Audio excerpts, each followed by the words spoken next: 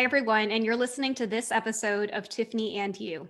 If you're new to this podcast, Tiffany and You is a podcast about things that matter. And more specifically, I'm chatting with friends who are using their voices and platforms to cultivate creativity, compassion, and change. Today, I have with me Sophie Beren, who is the founder and CEO of The Conversationalist, which is the go-to destination to amplify Gen Z voices. Hi, Sophie.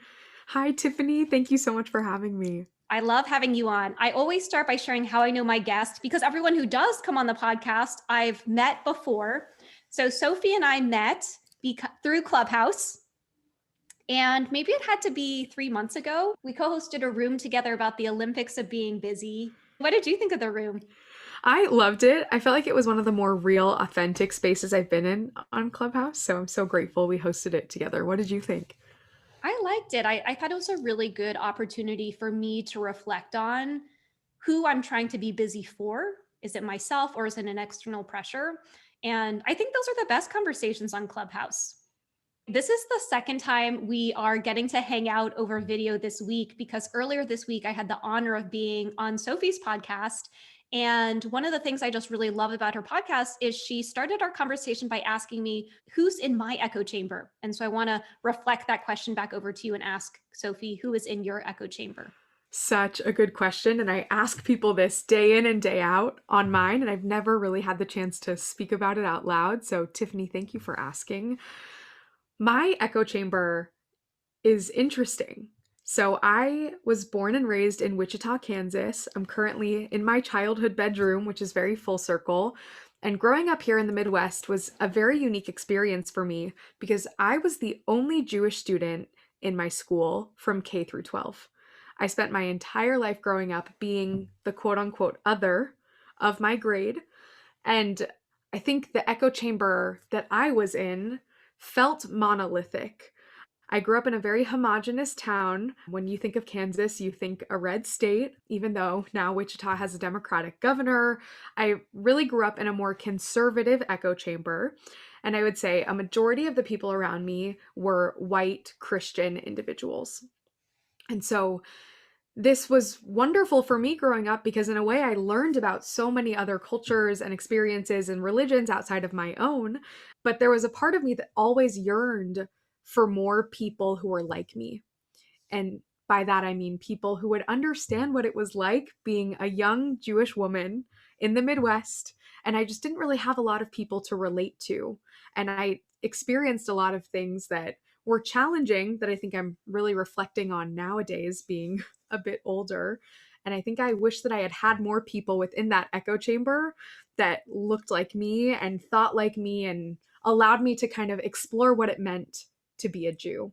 So that's how I would describe my echo chamber. It's been interesting, and it was really the motivation that really allowed me to want to leave the Midwest and break open that bubble, which eventually led to what I'm doing today. But that's probably how I would describe my echo chamber. So it sounds like the echo chamber you're describing is the one that you grew up in. And I think what's so interesting about the way you described it is that you were othered within your own echo chamber. And so I'm curious now, many years later, is that still how you would describe what your echo chamber looks like? Such a good call. I didn't even think about fast forward to today. So let's dive into that echo chamber. Because of the work I'm doing now, I am so much more aware of what an echo chamber is that I make an active effort every single day to break it open. So I would say my echo chamber today is pretty diverse. I would say now I factor in the social media echo chamber of it all as well. But I would say after going to the University of Pennsylvania, I was exposed to a fairly liberal echo chamber. So now I have both sides. I have all of my college friends and people who I've met now through living on the East Coast who are majority liberal, giving me that side of things politically. I still have a lot of conservative friends from home and some family members, so I see that side as well.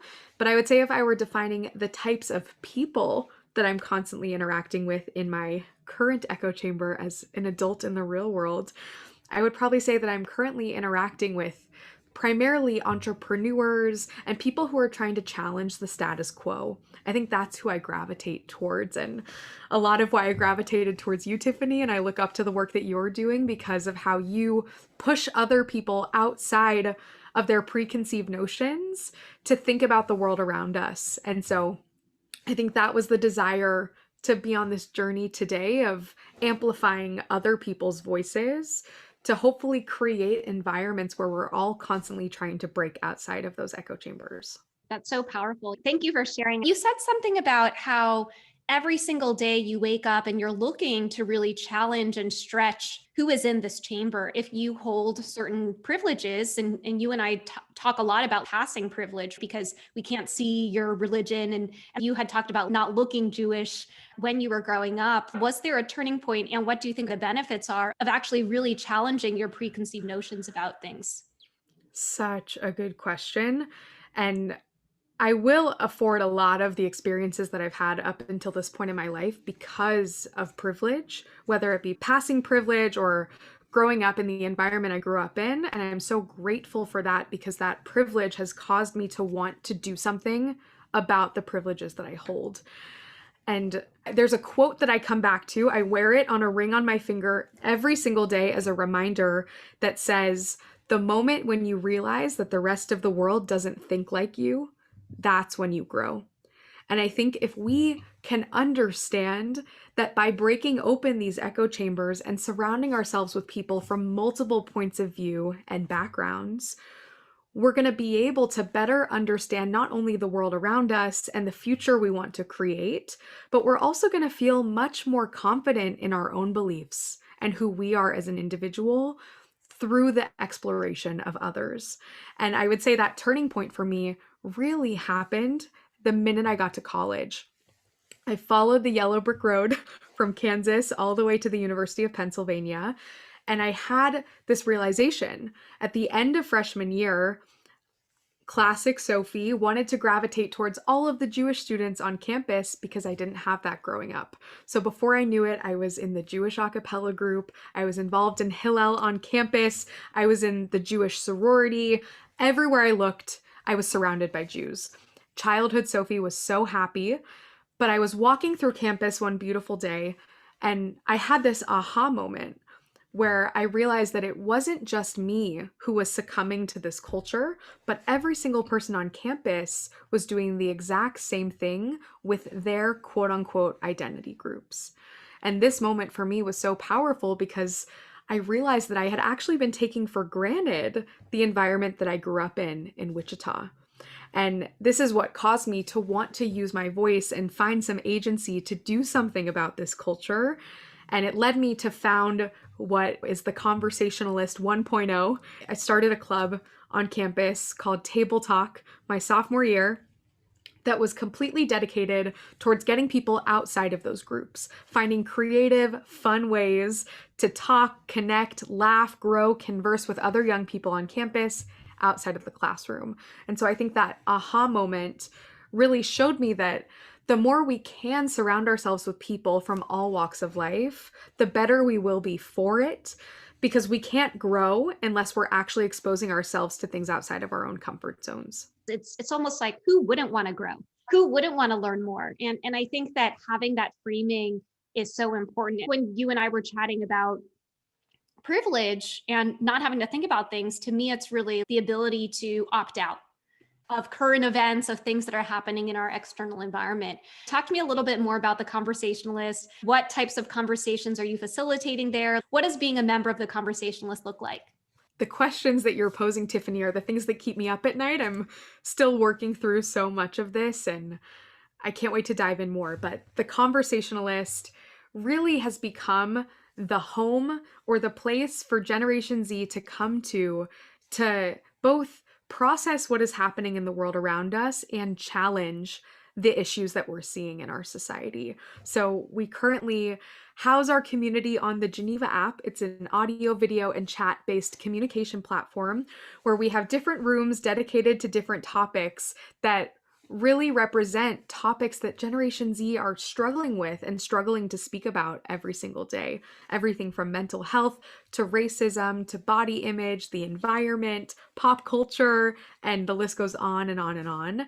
And we've been able to create a space where every single day, our members are posting current events and questions and the things that they're seeing in their own walks of life or in their own echo chambers and opening them up for conversation. So we've been able to create a platform for young people to not only listen and learn and grow, but also discover their own voices in the process. And so it's been amazing to see. We're starting to bring some content back into the mix with the podcast. I can't wait to share our episode. And it's just been an interesting journey to be able to now give a space to young people out there that I so wish I had growing up. There was a moment that I'd love to share briefly that happened last week amidst the horrible shooting that happened in Georgia, where two of our members, who are from the Asian community, wanted to open up a conversation and talk about how they were feeling given the horrific shooting. So these two members opened up a space in our audio room, much like Clubhouse, and they were sharing their experiences and they were asking for advice about what to do in that moment when they were feeling so isolated and frustrated and their schools didn't know how to handle the situation and they wanted to do something but didn't know how. And in that moment, there was an open conversation around some ideas about how to take action and how to use their voices for good. And in that moment, I was brought back to a situation that happened to me so many times growing up in Kansas where I was the odd one out. There would be something going on in the world. Maybe an anti Semitic hate crime would occur, or my classmates would make an insensitive joke about the Jewish population, and I had nowhere to turn. I had no one to process with or to really work through those moments with. And it was just this full circle moment where I felt like I had finally created that place for someone else. And that was such a full circle moment. I personally believe in intersectionality, and I think in order to stand up against injustice, we have to be able to stand up against all forms of injustice. It was a beautiful moment, and I'm just so grateful to see these amazing young people taking a stance on what they believe in, and that in some way we've been able to provide a platform for them to gather to have those conversations. I saw something on Instagram that said, in community, we heal, and by gathering, we become empowered. And so I love that both of these are coming up in the context of this conversation. So let's go ahead and take a quick break. And then when we come back, we'll continue chatting with Sophie Beren of The Conversationalist. And we're back from the break. This is Tiffany and You, the podcast. I have with me Sophie Beren, who is the CEO and founder of The Conversationalist. Before the break, we were chatting about what her echo chamber looked like and all of the work that she's been doing, either through her own inner work and through The Conversationalist, to really break out of her echo chamber. So part of the reason why I started this podcast is because I wanted to learn how to be a better listener. It's so easy for us to just talk, talk, talk. And I'm curious if through your platform, that is something, and even through your own work, is that something you're working on as well? Completely. And I am still very much a work in progress. I'm learning more and more every day. I learned so much from you on our episode, and listening more than we speak is something that I am trying to put into practice. I think an interesting thing to share that we strive for every day at The Conversationalist is first and foremost to show everyone in the community that we hear them and we see them and we're doing our best to understand them. And the way that this actually works in practice is in all of our different chat rooms, there's the ability to react to certain messages with any emoji of your choosing. And once you're in our app, you would be so pleasantly surprised to see that our most frequently used emoji is the ear emoji. And every time someone posts a question or a thought or even a controversial opinion, the first thing you see is that ear emoji reaction that our members place on these statements to show that even if we may not agree, or even if we can't respond in that moment, we hear them. And so I think that's a way that we're trying to actively practice listening, but it's definitely a skill that I think we can constantly flex a bit more. I love the ear reaction emoji. I'd love to see Facebook and some of these other social media platforms incorporate that to say, I don't really want to like it, but I would love to just acknowledge that I saw it. Do you have any strategies for how you have become a better listener? Is starting a podcast like me? Yes, again, I am so far from perfect, but I think there's a quote that has helped me frame this that I've been reflecting on over the past couple of months, which is if only we could listen with the same passion we feel about being heard. And I try to embody this every time I'm in a more challenging conversation or even just an everyday conversation, that not every time we hear something or we're talking to someone do we always have to respond. I think there's this misconception that we should debunk, that every conversation needs to be a complete two-way street where we're constantly responding or offering advice or feedback. And I think it's important to find ways to try to encourage yourself to listen as opposed to always chiming in. And I think a practice that I've been trying to adopt is the asking of questions. I think the more that we can synthesize what someone is sharing and be present in that moment when they're sharing, as opposed to preparing our next thought, I think it's better in that moment to think about something else that you can ask that individual to learn more about what they're sharing or what they're experiencing. So I think that's one piece that I've been trying to practice.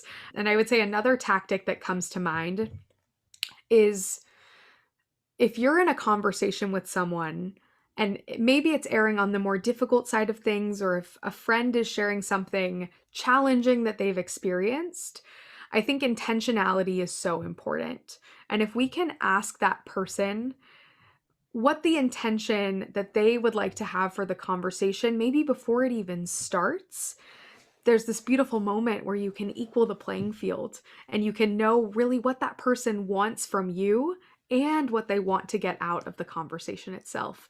And maybe you'll find out that that individual just wants to be heard. Maybe they're not looking for advice or a response. They just want to sit there and be with you in that moment. Or maybe that person does have a different intention in the conversation. And the earlier we can get there and set that right intention, I think we set ourselves up for success, and we save ourselves some disappointment as well for where a conversation may go wrong. I think of it as the fire extinguisher, having it on hand without having to put out the fire and being able to know how to navigate that scenario before it even begins. So many things are coming up for me right now, especially during a time right now where, in the context of the current pandemic, it's been a really hard year in so many ways. One of my go tos, even though I don't know if I actually used it, but I tell other people, is the phrase, tell me more about that. And so I'm curious if you have any go to phrases or questions that you turn to in order to help equip people to be like, okay, this is going to be my first step in terms of learning how to ask better questions. And I wrote that down when we spoke on my podcast, and now I'm adding that to my toolbox. So, Tiffany, thank you for that. I think that's a brilliant phrase.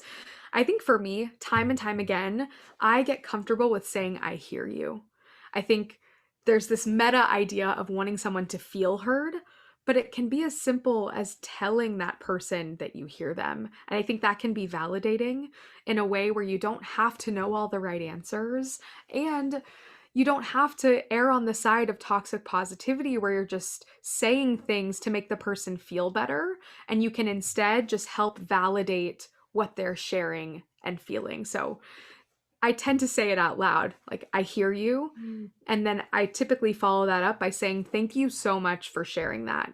And I think thanking someone for sharing perhaps a more difficult sentiment or a heated opinion can also validate them using their voice. I think we've gotten to a place today in 2021 where even I feel this personally. I'm afraid to share my views without fear of judgment because of how prevalent cancel culture has become in our society. And so I think if you can thank someone for sharing with you what was on their heart or on their mind, in a way, it validates for that person that they shared their opinion in the first place. So I would say those are my go-tos, that I hear you and thank you so much for sharing that. And then typically I would follow up with yours, Tiffany. Tell me more about that. So you did mention cancel culture. I noticed that either there's ego involved of not wanting to be wrong, of not wanting to look stupid. There's the fear around cancel culture. I guess I'm just curious. We're just not having the conversations that matter. And so I'm curious if you have ideas around what we can really do to help empower people to step into a space of knowing that they have the psychological safety to be wrong.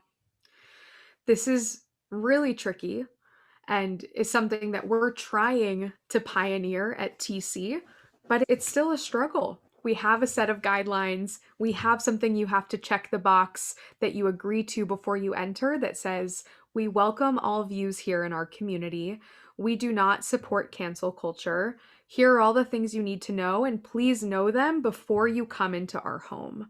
And I think this is something we're trying to practice again preventatively to hopefully allow people to enter knowing that they will not be canceled for sharing their views. And I think within this, there's this deeper question that I'm still trying to figure out and unpack, which is, where do we draw the line between what is free speech and what is hate speech? And I think this is a really tricky line when it comes to cancel culture, where we want to encourage everyone out there to be comfortable with the uncomfortable, taking ourselves outside of our echo chambers, outside of our preconceived notions and biases to understand someone else's point of view.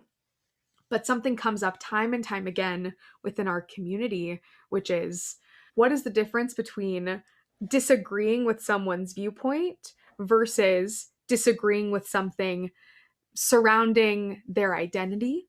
And where is that line between both free speech and hate speech? And what are human rights and what are not? And it's becoming a little bit blurry. And so, right now, I think the best thing we can do is find very specific examples of what is and what is not in those moments and revert back to them as you try to create whatever environment you're creating for whatever community you're a part of or whatever social circles you're a part of, and try to impact that local environment first. For us, it's the conversationalist community, but I try to practice this with my friends and family as well. So I don't have all the answers, but it's this thing I've been grappling with as of late. How do we define that line so that people can feel more comfortable expressing who they are, while at the same time being able to put yourself in front of groups of people who may think differently than you do and be okay with that to continue pushing and growing together? I think both you and I are really grappling with these conversations. And I'm curious if one of the reasons why we do the work we do is because we have had an experience where we were othered, which enabled us to want to be more open minded. Do you have theories about that? And in addition, who is self selecting themselves to be part of the conversationalist? Such a great question. And Tiffany, I'm happy you brought that up. I think that was such an important perspective to think about.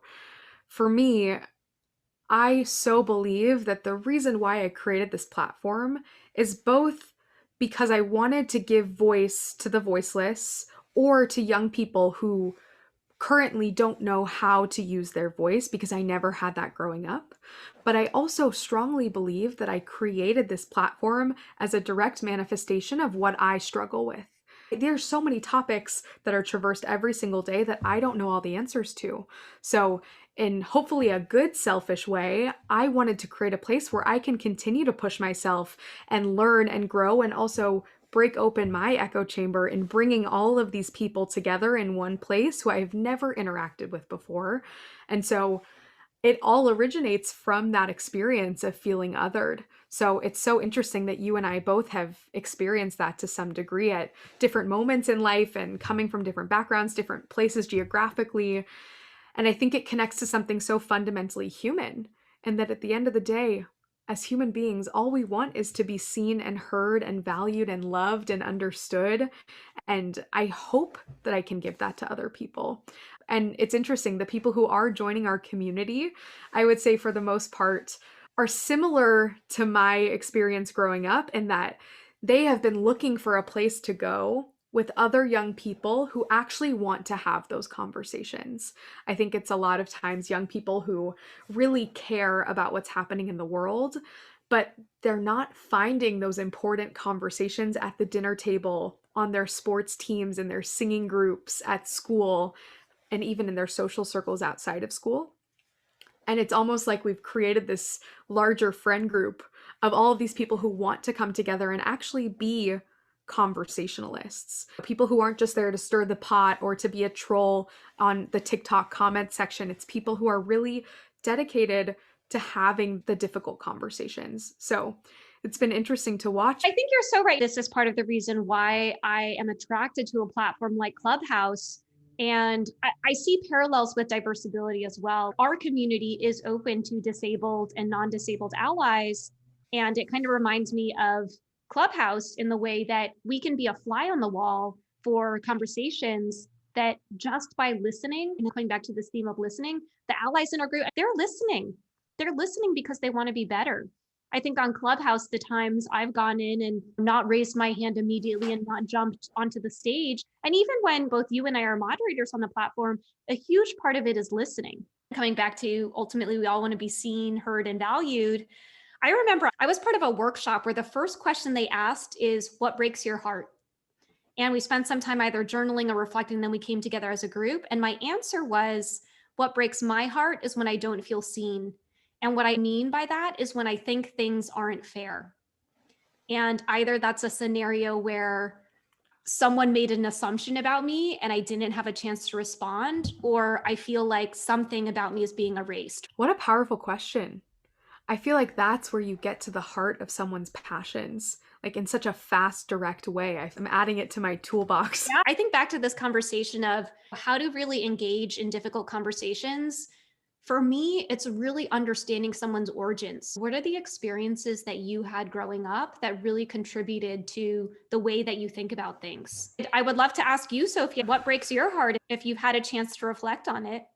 Well, I haven't had as much time as you have, but I would say the first two things that flooded my mind are one, whenever I see some sort of hate crime occur in our country, and I think particularly the ones that come to mind immediately for me are anti-Semitic hate crimes because it's so closely intertwined with my identity, and that's like the heartbreaking moment that someone out there essentially wants to hurt someone who is like me, which I think can translate to so many other attacks on other identity groups. So I would say that is a huge piece for me.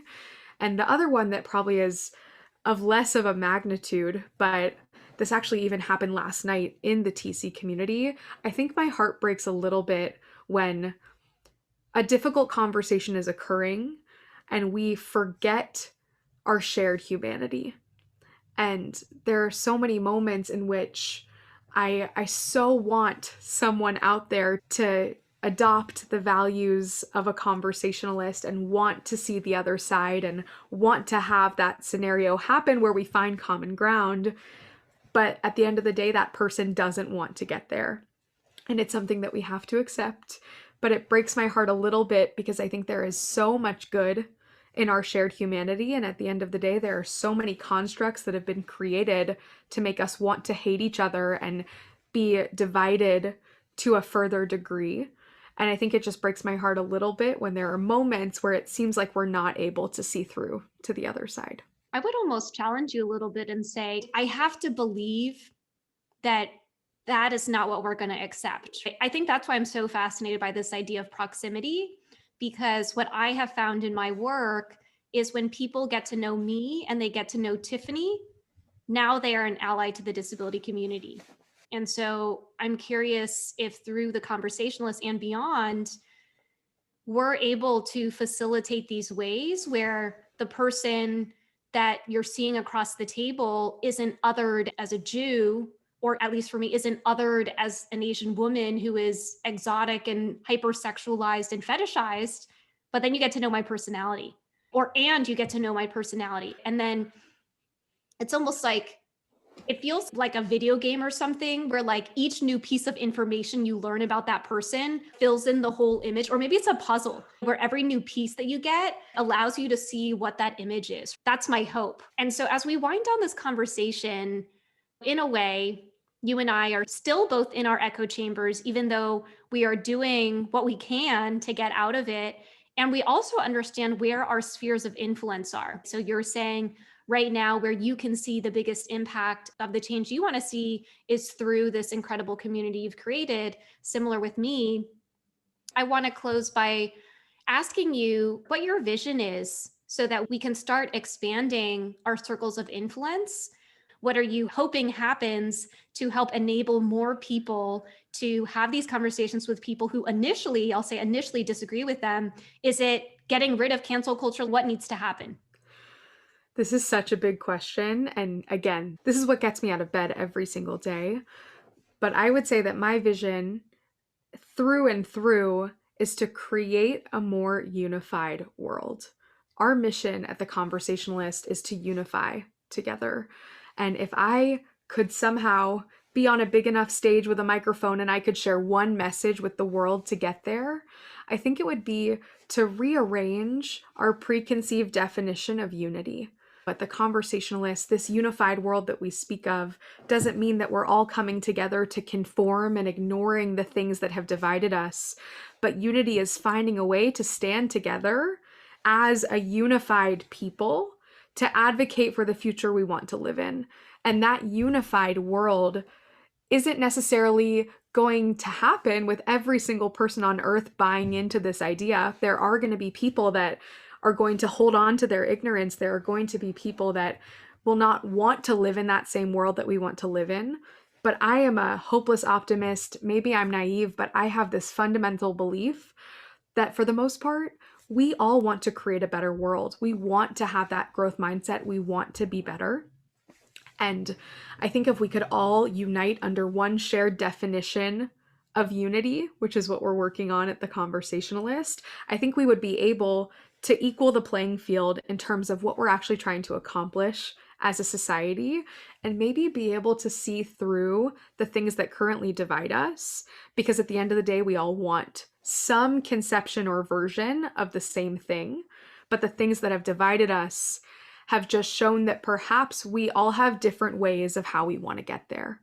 And so for me, I think it's going to be continuing to have dialogue where we can see through to the other side. And I think some conception of that will be hopefully some erasure of cancel culture while clinging tightly to accountability, Mm. and finding some happy medium where we can talk, we can share our opinions without fear of judgment.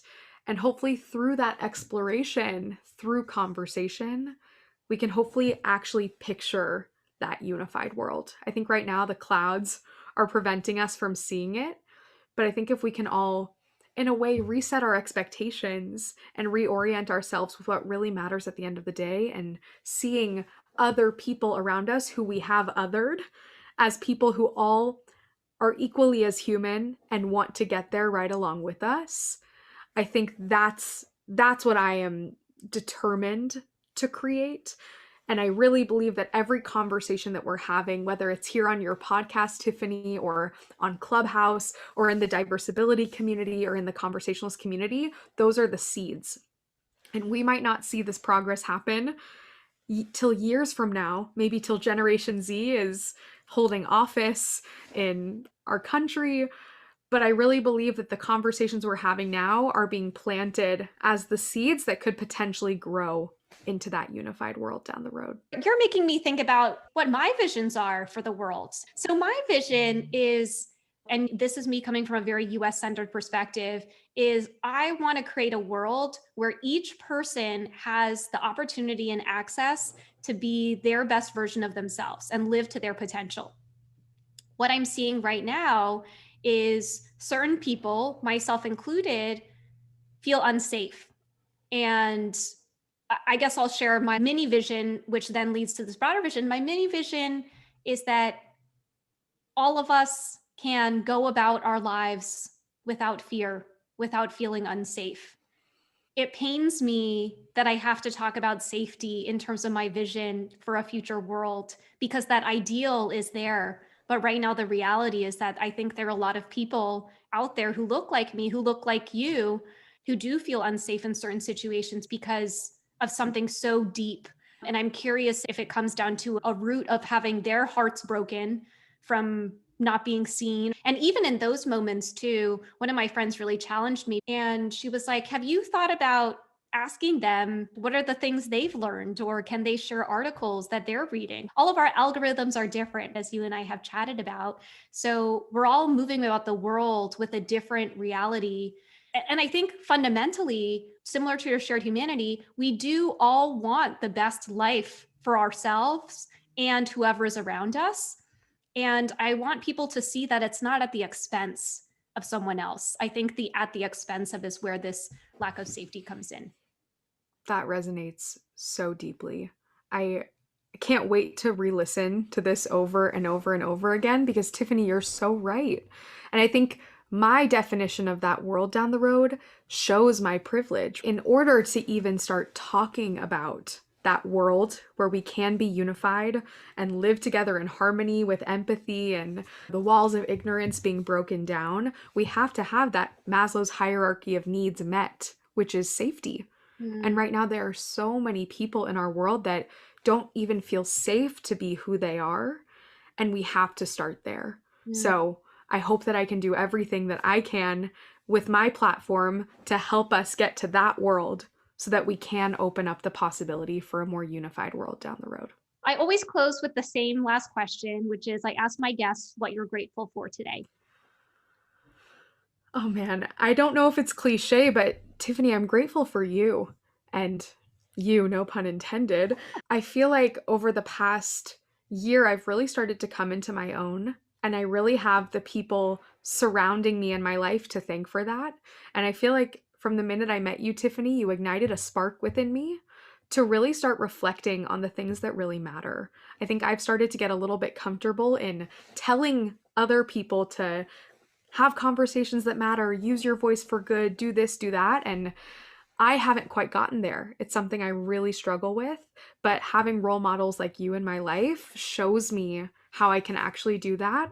And I feel like in a way I'm able to now give it to others. So, Tiffany, I'm grateful for you. Thank you for coming into my life and for leading the way and lighting a path. And I just can't wait to keep following in your footsteps. Sophie's my favorite hype woman. I always feel she always makes me feel like I'm like the best person. And I'm like, do you say that to other people? But I receive your words because I feel like many of us are not good at accepting praise and words of gratitude. And so if people want to follow you or they want to follow the conversationalist, where's the best place to do that?